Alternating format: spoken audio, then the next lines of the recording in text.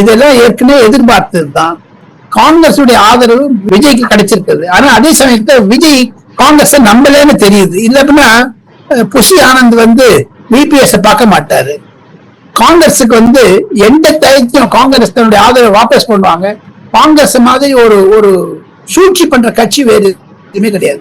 இந்தர் குமார் குஜரால், தேவகவுடா, சந்திரசேகர், சரண் சிங் எல்லாருக்கும் tata காமிச்சவங்க. Aravind கெஜ்ரிவாலுக்கு support தரேன்னு கொடுத்தாங்க, கட்சியில் வித்ட்ரா பண்ணாங்க. எனக்கு என்ன சந்தேகம்னா, விஜய் அவர்கள் காங்கிரஸுடைய சப்போர்ட்டை எடுத்துக்க கூடாது என்பதுதான் என்னுடைய அறிவுரை, என்னுடைய அணுகுமுறை, என்னுடைய அனுபவத்தில் நான் சொல்வது. காரணம், காங்கிரஸ் பேக் ஸ்டாக் பண்ணது துணிங்கி வந்துருவாங்க. 2 மந்திரிக்காக நீங்க போனீங்கன்னா இஸ் ஒஸ்ட் சப்போர்ட் வாங்குறது காங்கிரஸ் கிட்ட 5 பேரு.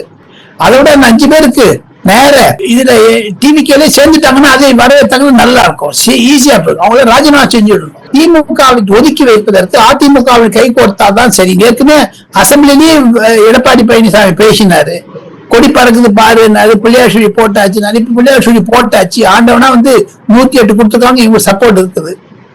திமுக இந்த விஷயத்தில் மிக மிக துல்லியமாக நடக்கும்.